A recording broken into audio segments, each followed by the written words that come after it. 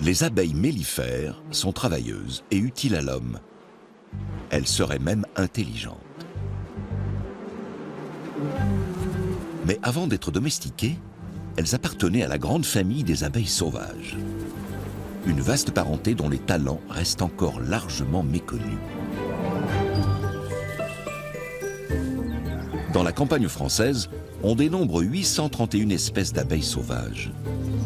Cette diversité est un bienfait pour l'homme et la nature.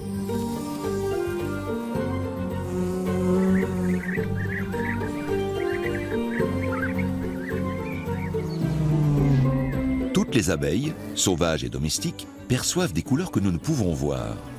C'est un atout pour trouver les fleurs. Mais certaines sont-elles meilleures pollinisatrices que d'autres? Il en existe de minuscules, d'autres grandes comme le pouce. Mais toute la famille des abeilles sauvages présente des capacités étonnantes.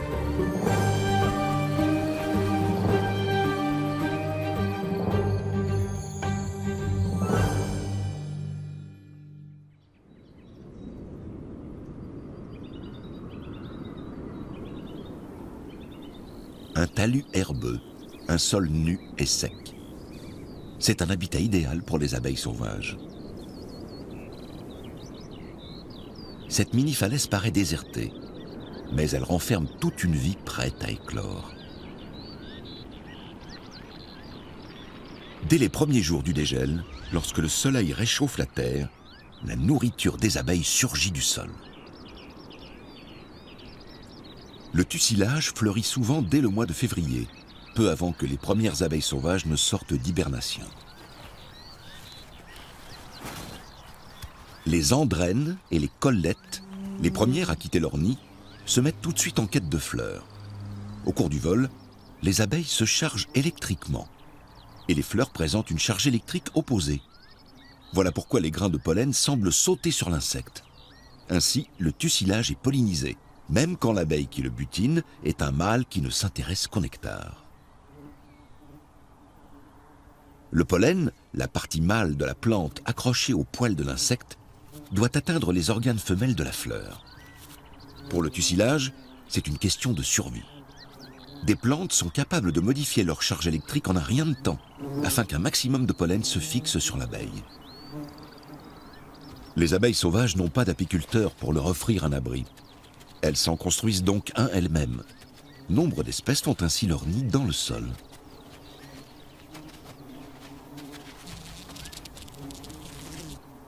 Les mâles volent de ci de là, en quête d'une partenaire. Un parfum spécial les conduit l'un vers l'autre.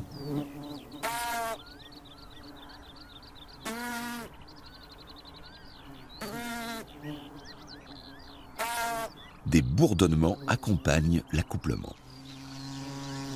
Le bruit attire d'autres mâles. L'accouplement des collettes du saule donne lieu à des scènes tumultueuses. Ici, plusieurs mâles se disputent une femelle.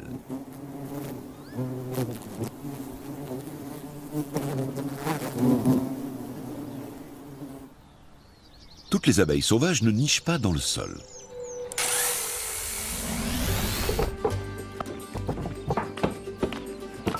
Pour les observer, il suffit d'assembler quelques planches et d'y faire des aménagements. Le nid doit avoir un toit et un fond isolé pour résister aux intempéries. Bien conçu, cet hôtel à abeilles servira pendant des années. Il sera très apprécié des espèces qui couvent dans les tiges évidées ou les trous creusés dans le bois. Si l'hôtel est bien orienté au sud, les premiers hôtes arriveront dès le début du printemps. Et beaucoup y resteront. Divers comportements pourront être observés. Par exemple, des abeilles maçonnes mâles se battant pour les femelles.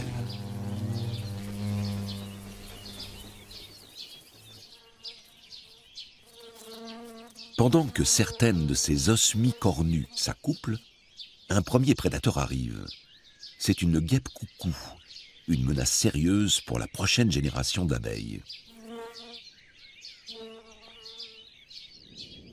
Les dangers ne guettent pas seulement dans l'hôtel à abeilles. Tout près de la petite falaise, le pire ennemi des abeilles sauvages se réveille.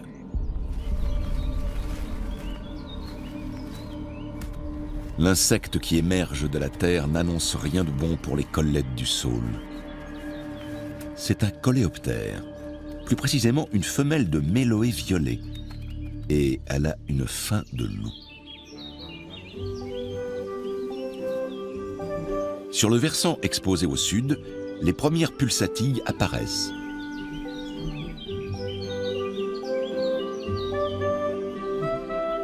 La gentiane et l'adonis cherchent eux aussi à attirer l'attention des pollinisateurs.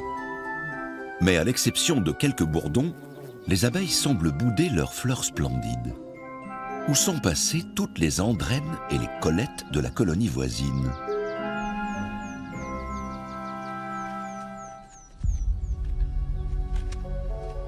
Voici un insecte que la floraison du versant sec semble attirer. C'est la femelle de méloée violet qui se dirige vers les énormes fleurs.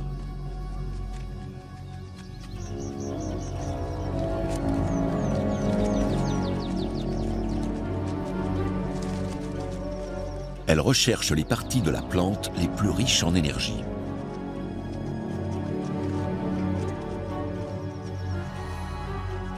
Cette femelle porte en elle plusieurs milliers d'œufs.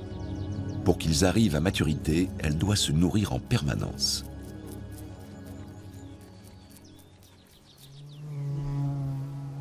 Si les gentianes et les pulsatilles ne parviennent pas à attirer les pollinisateurs, le saule en est littéralement assailli. Chaque saule ne porte que des fleurs mâles ou des fleurs femelles. En allant d'un arbre à l'autre, les insectes pollinisateurs assurent leur reproduction.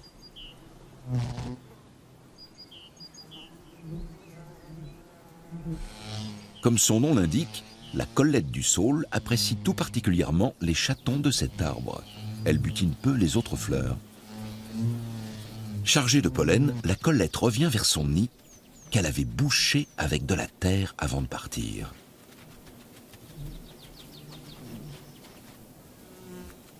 La colonie a de la visite. Un couple de méloées violets inspecte la crèche des abeilles sauvages. Bientôt, ce sera peut-être leur crèche.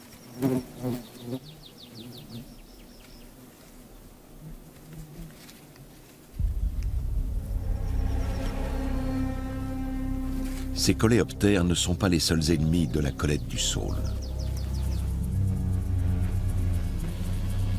La menace arrive aussi par la voie des airs. À son retour, cette collette du saule surprend une intruse à l'entrée de son nid. Une abeille nomade en train de se frayer un chemin à l'intérieur.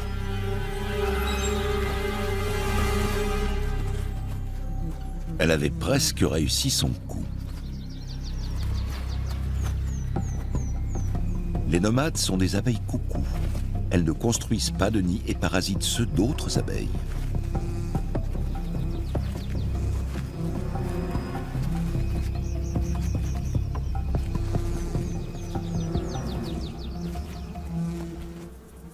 Nombre d'abeilles sauvages ont leurs abeilles coucou attitrées. Ainsi, une sphécode albilabris indique souvent la présence d'un nid de collette du saule. La collette femelle attend dans sa galerie.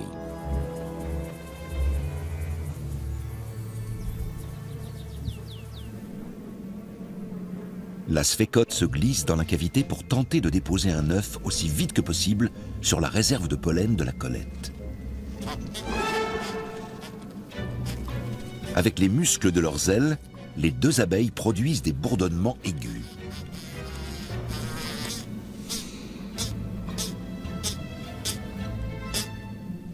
« Veux-tu bien déguerpir » dit en substance la collette du saule.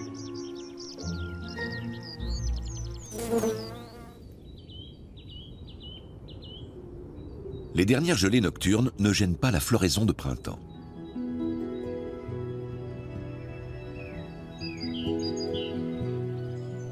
La pulmonaire pousse dans les forêts de feuillus clairsemés. On la reconnaît à ses fleurs roses et bleues.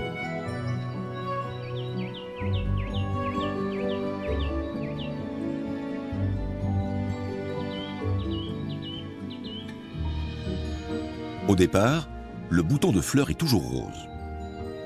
Au fil des jours, ses pétales se teintent de bleu.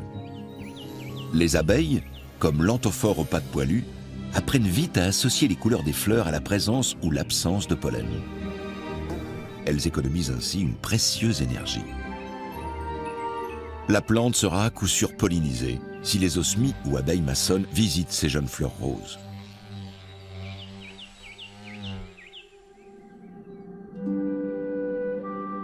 Lorsque l'exploitation agricole est respectueuse de la nature, on observe une grande diversité de fleurs et par conséquent d'abeilles sauvages.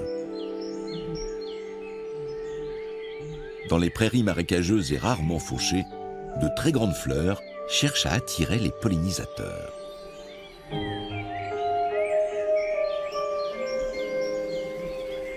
Des fritillaires pintades.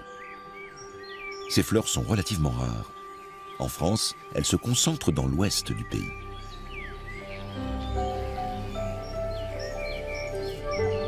L'osmie rousse est 100 fois plus petite que la fleur. Une seule corolle suffit à la rassasier.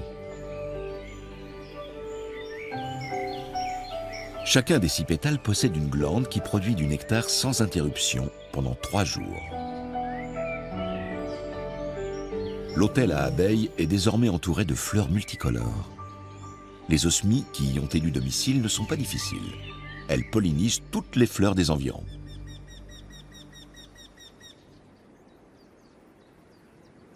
Pour que les abeilles puissent polliniser une telle abondance de fleurs, le printemps ne doit pas être trop froid. Les récoltes de fruits sont toujours plus belles quand il y a des abeilles sauvages en abondance. La petite Lasioglossum marginatum rentre au nid chargée de pollen.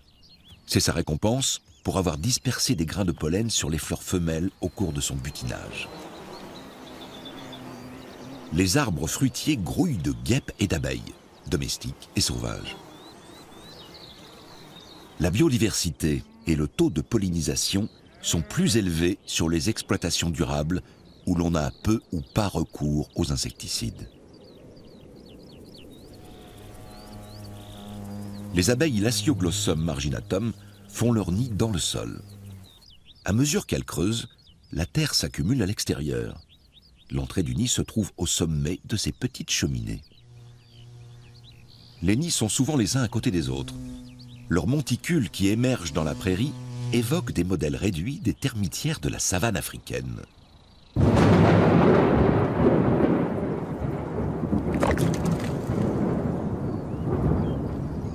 La pluie va laver la boue du monticule. Et bientôt, il ne restera plus qu'une cheminée de terre durcie par la salive d'abeilles. Le nid est en dessous, bien à l'abri.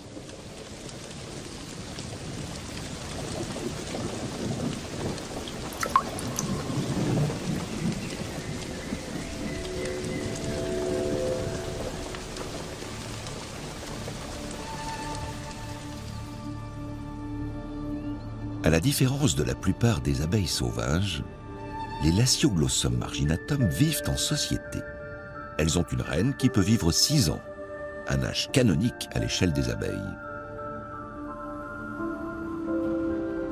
Peu après l'éclosion, les ouvrières bâtissent des cellules souterraines pour stocker le pollen. Il servira à nourrir les larves.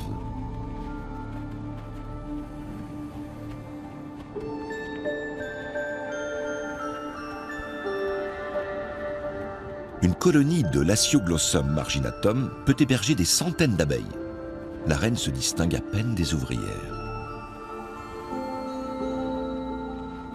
Ces dernières peuvent vivre de 12 à 15 mois. C'est beaucoup pour une abeille, même sauvage. Plus surprenant encore, à partir du mois de mai, elles ne quittent plus la colonie. Ce n'est qu'en mars de l'année suivante qu'elles referont surface. Leur hibernation reste une énigme pour les spécialistes.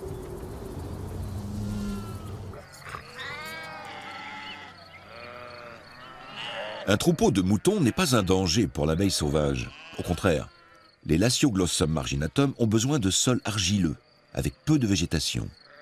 Elles n'aiment guère les champs exploités de façon trop intensive. L'idéal, ce sont les prés pâturés 1 ou 2 fois par an, car les moutons rasent les plantes vivaces et les arbustes qui pourraient empêcher la lumière du soleil de réchauffer le sol. Les ouvrières, qui attendent l'année suivante nichées à 1 mètre de profondeur, ne survivraient pas sans le berger et ses bêtes.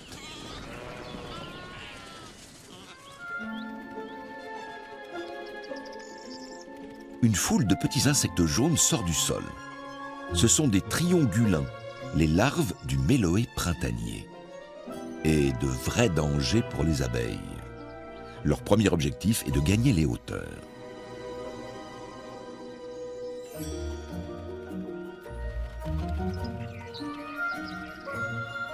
Une fois bien installés dans une fleur, les triongulins guettent les abeilles sauvages.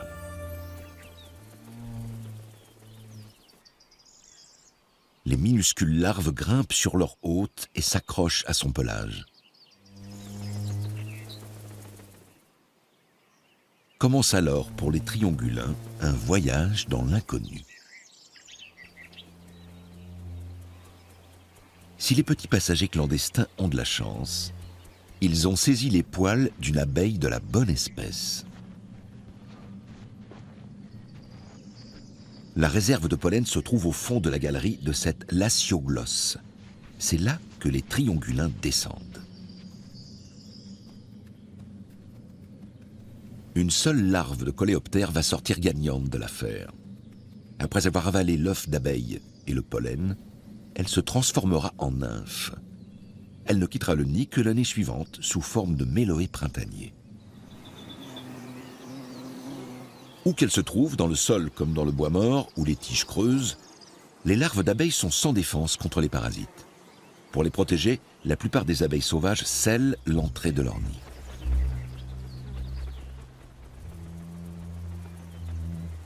L'osmie cornue transporte dans ce but de l'argile et de petites mottes de terre jusqu'à l'hôtel à abeilles. Les larves sont à l'abri à l'intérieur. Elles ne ressemblent pas encore à leurs parents. Elles passent leur journée à manger la bouillie que leur mère a préparée à base de pollen et de nectar.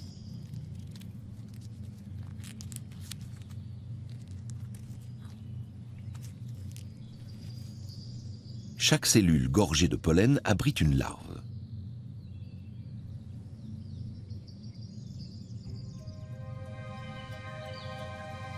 Ici, elles sont relativement en sécurité.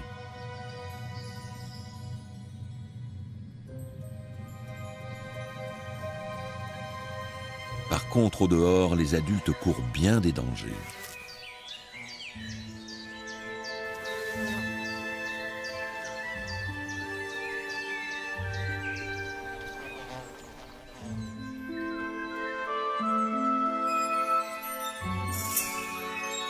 Cette araignée crabe a revêtu la couleur d'une fleur de rosier du Japon.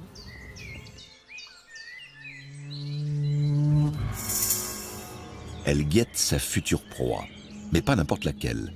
Certains insectes sont trop gros pour elle.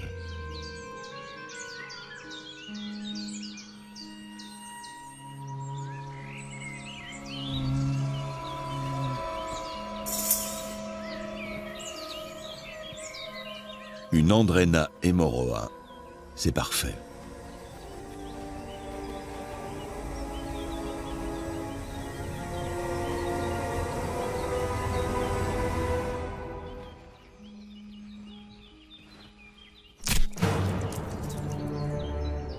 Une fois capturée, elle ne peut plus lui échapper.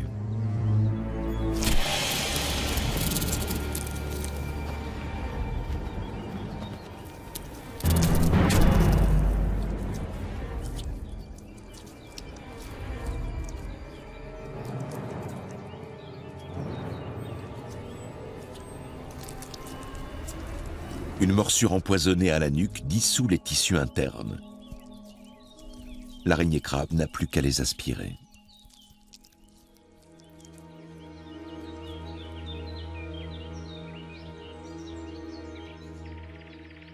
Les abeilles maçonnes n'utilisent pas seulement des gîtes artificiels, bien sûr. Un trou dans un tronc ou une tige creuse de diamètre convenable font très bien l'affaire. Mais comment ces trous se forment-ils ? l'abeille sauvage n'est pas capable de les creuser.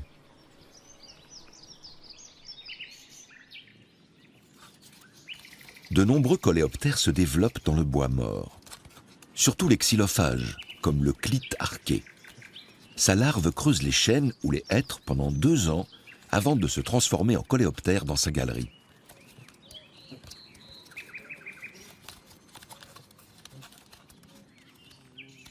Quand il émerge du bois, il laisse derrière lui un trou de 7 cm de profondeur. À peine s'est-il envolé qu'arrivent les premiers intéressés, comme cette guêpe coucou. Les coléoptères s'accouplent sur le bois et y déposent immédiatement leurs œufs. Chacun d'eux va bâtir un futur logement pour hyménoptères. Un trou creusé est rarement laissé de côté.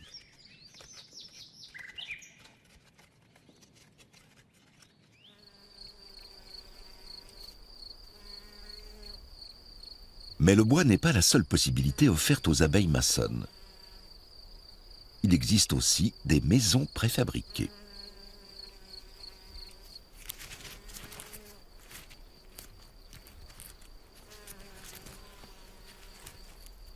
Cette osmie bicolore a fort à faire pour aménager son futur nid.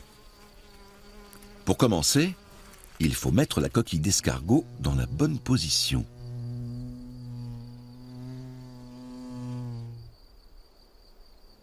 Après cet effort, la petite abeille sauvage doit prendre des forces. Elle n'est pas difficile. Le principal, c'est qu'il y ait du nectar sucré.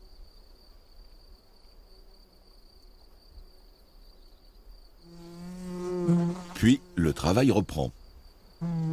Elle dépose maintenant une provision de pollen au centre de la coquille.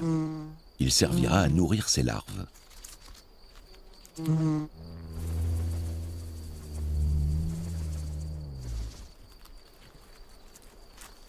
Ensuite, elle construit un opercule à base de cailloux et de ciment végétal pour barricader l'entrée du nid.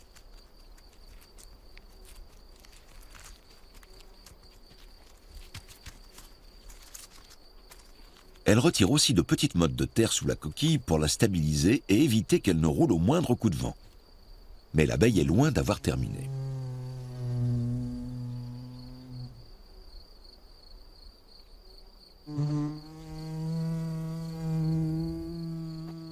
Elle va maintenant effectuer une bonne centaine de trajets pour transporter des brins de paille, des aiguilles de pin et des brindilles jusqu'à la coquille.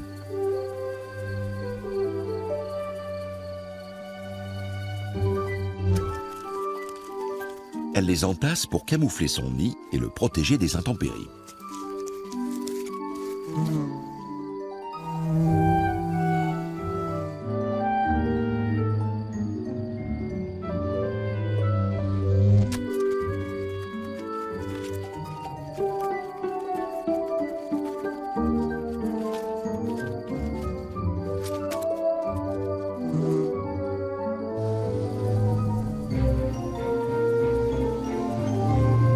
La petite abeille est capable de déplacer des brindilles de 10 cm de long.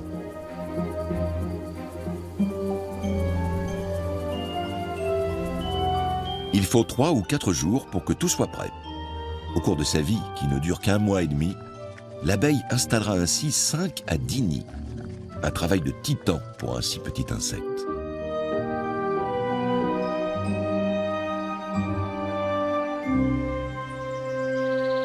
Mais certaines abeilles sauvages ont des modes de construction encore plus curieux. Les feuilles de cet érable présentent de larges trouées. La responsable, la voici. C'est une mégachile ou abeille découpeuse. Elle prélève des fragments de feuilles de certaines espèces et s'envole avec. Elle les transporte jusqu'à l'hôtel des abeilles.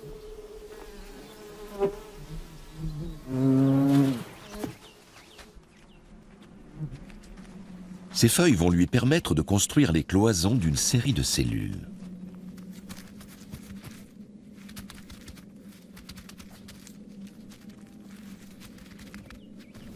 Chacune de ces cellules séparées par les morceaux de feuilles abrite une larve. Dans quelques mois, elles auront épuisé leur provision de pollen. Au printemps prochain, elles deviendront des nymphes. Peu après, une nouvelle génération d'abeilles sortira du nid de feuilles.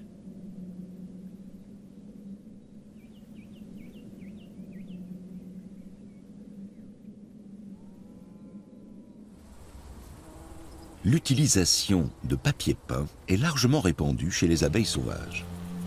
Voici une espèce très rare, une Hoplitis moxari. Elle habille l'entrée de sa galerie de pétales, de préférence de fleurs de lin. Pour sa décoration intérieure, elle apprécie aussi le coquelicot. Le matériau végétal renforce les cloisons colorées des alvéoles. Il a aussi probablement une fonction hygiénique. La spécialisation, le fait de se limiter à certaines plantes comme matériaux de construction ou source de pollen, n'est pas sans danger.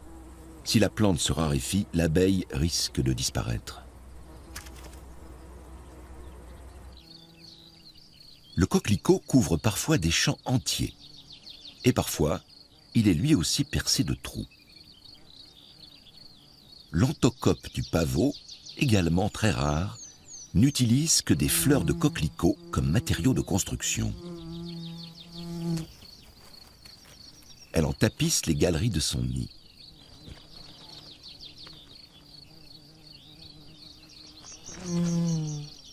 Pour l'instant, cette pente sèche forme un petit site bien protégé. Mais si l'on vient à pulvériser davantage d'herbicides sur les champs environnants, le coquelicot n'y poussera plus et l'anthocope du pavot disparaîtra elle aussi.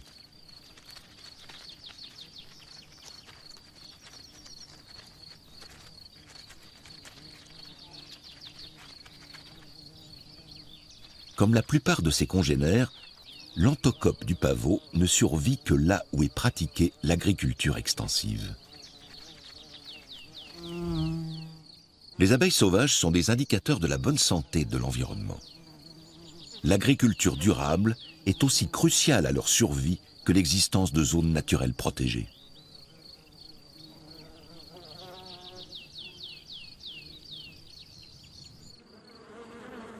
La France compte environ 1 350 000 colonies d'abeilles, soit à peu près 60 milliards d'ouvrières.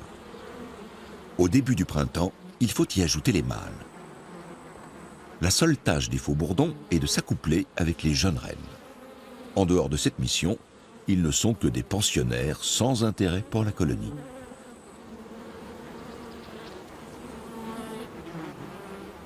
Les faux-bourdons ne sont pas tolérés longtemps à l'intérieur de la ruche. Bientôt, on ne les laisse même plus entrer. On les retrouve dans les environs, affaiblis, proie facile pour de petits prédateurs comme le carabe doré.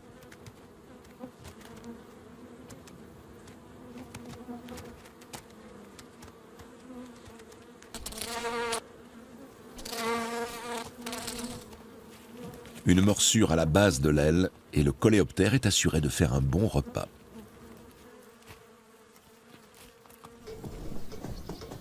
Les abeilles sauvages profitent souvent de la proximité des hommes. Quand on nous demande quels animaux sauvages vivent dans les fermes, on pense d'abord aux hirondelles, même si leur population est depuis 40 ans en forte régression. Mais les anthophores aux pattes poilues apprécient également l'atmosphère de l'étable. Elles y sont à l'abri du vent et des intempéries. L'arbre de la cour, un marronnier d'Inde, leur procure nectar et pollen en abondance. Les marronniers ont eux aussi un système de signalisation. Le jaune signifie « il y a quelque chose à prendre ici ». Le rouge annonce « vieille fleur, plus de nectar ni de pollen, inutile de vous déplacer ». Mais les fleurs vides contribuent à attirer les butineurs.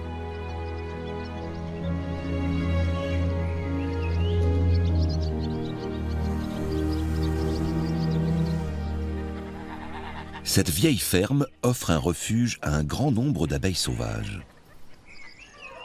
Une Antidie cotonnière a pris ses quartiers dans un poteau de la clôture. Elle aime les fleurs violacées de l'épière officinale. La fleur s'épanouit justement derrière la ferme, dans une prairie où prospère une grande variété de plantes.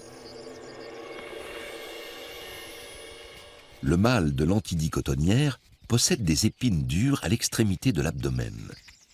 c'est un petit insecte agressif. Gare à l'abeille qui s'approche de la zone qu'il s'est appropriée. Le sphinx colibri est protégé par sa grande taille. Il peut boire tranquillement le nectar de l'épierre.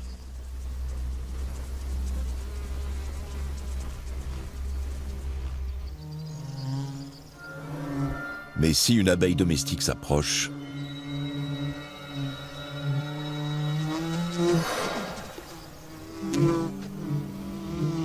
cette attaque en règle a fait fuir la butineuse. Pour observer les anthidies cotonnières, il suffit de planter des épierres dans ses plates-bandes ou dans un pot. Ces fleurs seront bientôt l'objet d'une surveillance étroite par un mâle intrépide.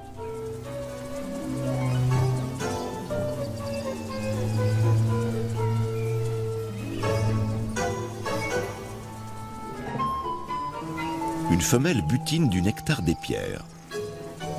Elle est dépourvue d'épines à l'abdomen. Un mâle la repère bien vite.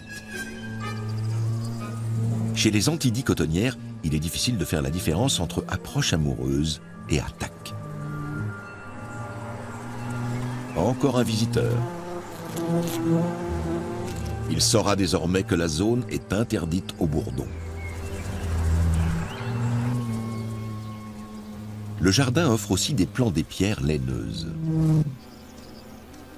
Un peu de nectar pour prendre des forces. Et voilà que l'épierre doit être défendue contre une andrène. C'est ensuite une abeille domestique qui s'attaque à son trésor. Les épines de son abdomen sont faites pour blesser grièvement les rivales.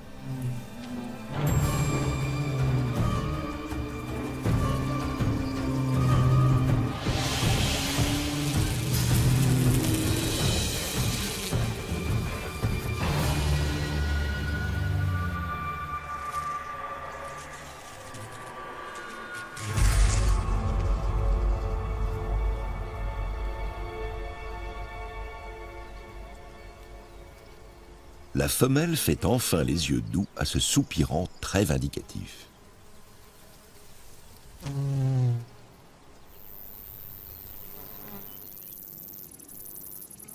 La spécialisation contraint parfois les abeilles sauvages à des adaptations particulières.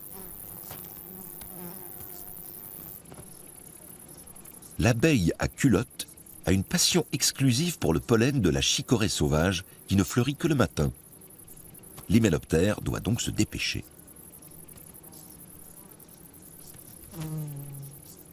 Chaque jour, elle aménage une cellule de son nid. Elle dispose de 4 heures pour récolter le nectar nécessaire à la larve de cette cellule, car dès midi, les fleurs de la chicorée sauvage seront fanées.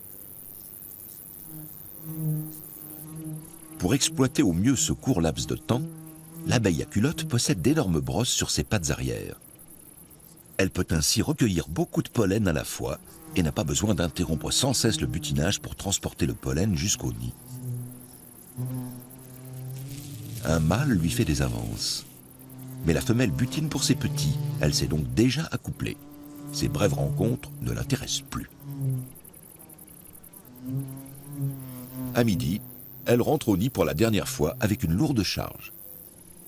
Elle a ensuite tout l'après-midi pour s'occuper de l'aménagement intérieur de sa galerie.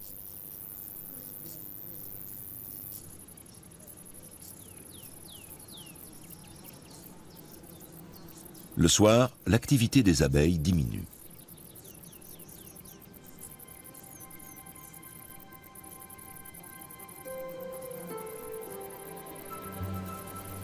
Nectar et pollen ont été recueillis en grande quantité. La température baisse, les abeilles sauvages se retirent dans leurs abris ou se retrouvent pour passer la nuit ensemble.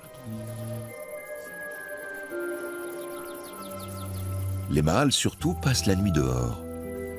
Ils ne participent pas à la construction du nid et n'ont donc pas accès à la galerie où dorment les femelles.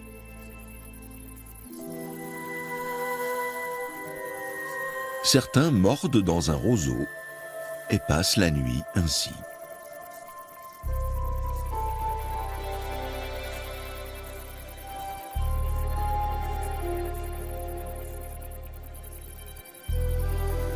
Les petits insectes se serrent les uns contre les autres, comme pour se procurer sécurité et chaleur.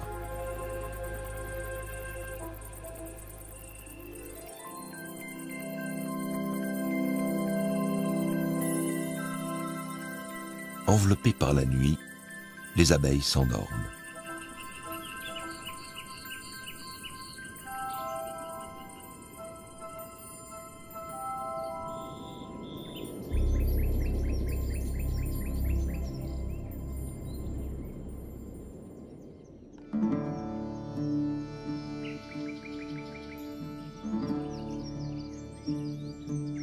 Les abeilles sauvages ne sont pas du matin.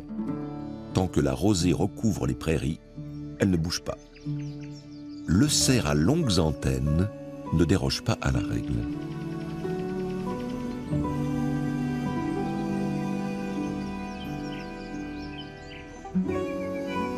Lentement, la petite société s'éveille.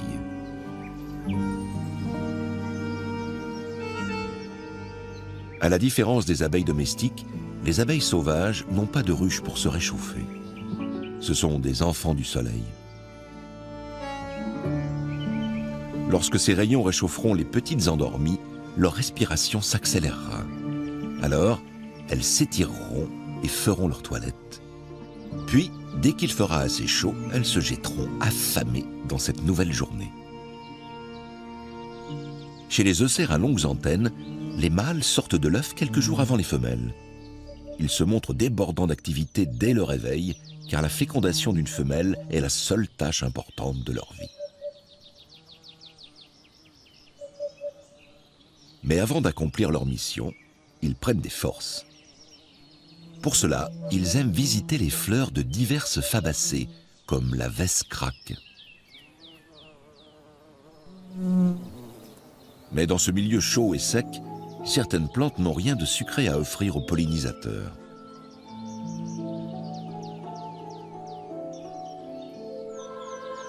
L'Ophrys bourdon est une orchidée. Son seul et unique pollinisateur est l'eucère à longues antennes.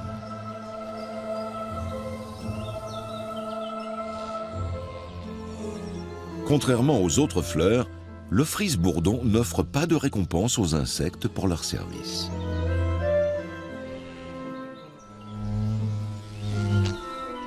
Une Ancystrocerus oviventris s'aperçoit très vite de l'escroquerie. L'anthrophore à pattes poilues comprend elle aussi rapidement qu'il n'y a rien à prendre. L'Ophrys est une plante leurre. Elle imite la femelle eucère à longues antennes. Ce n'est pas évident pour l'œil humain, mais pour les eucères mâles, l'aspect et l'odeur de la fleur sont ceux d'une femelle très attirante. Ils ne résistent pas à la tentation de s'accoupler. Pris dans l'action, ils ne se rendent pas compte du stratagème de l'Ophrys bourdon. Pendant la phase d'approche, la tête de l'insecte frôle les pollinies, les réservoirs à pollen de la fleur. Cela suffit pour qu'elle se détache et vienne se coller sur l'abeille. La tête couverte de pollen, le mâle met le cap sur une autre orchidée qu'il va alors polliniser.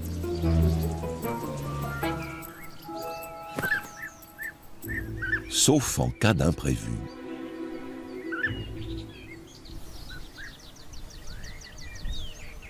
Car partout, des becs affamés guettent les imprudents.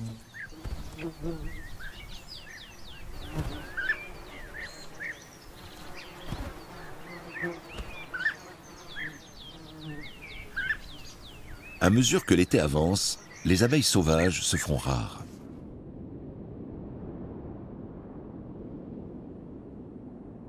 Mais certaines plantes ne fleurissent qu'à la fin de la saison. Et certaines abeilles sauvages attendent ce moment pour se manifester. Comme souvent, un versant argileux inondé de soleil offre des conditions de vie idéales.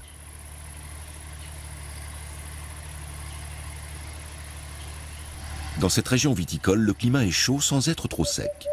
Ce paysage accueille une faune et une flore spécifiques. Ici vit une parente de la collette du saule, cette abeille que l'on a vue aux prises avec les méloées violets et les sphécodes. Cette Colette est également spécialisée. Sa plante nourricière n'est pas le saule, mais le lierre qui fleurit tardivement dans la saison. Un petit poisson d'argent partage son logement avec une Colette du lierre. Elle part butiner. Comme toutes les abeilles sauvages, elle boit du nectar et recueille le pollen pour nourrir ses larves.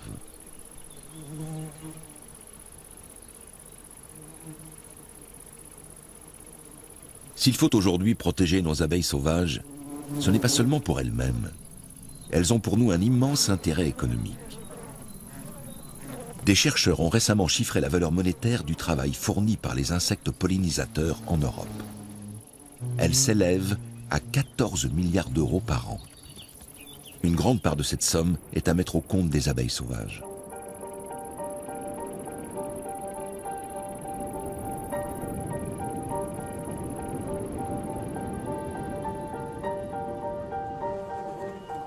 Un essaim d'abeilles domestiques échappé d'une exploitation apicole s'est établi dans un tronc d'arbre mort. Il a facilement survécu à l'été. Mais qu'adviendra-t-il de lui avec l'arrivée de l'hiver ?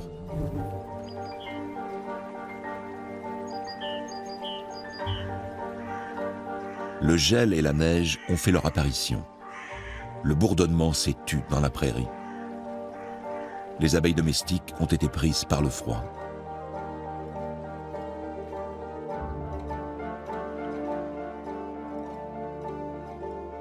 Les abeilles sauvages volaient déjà de fleur en fleur à l'époque des dinosaures.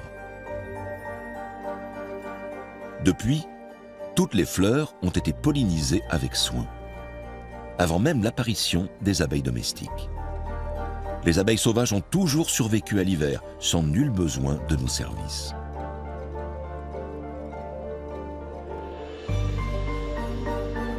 Mais les ruches des apiculteurs n'en sont pas moins irremplaçables, car elles ne pollinisent pas seulement des milliers de fleurs dans les environs de la colonie, elles nous donnent aussi la cire et le miel.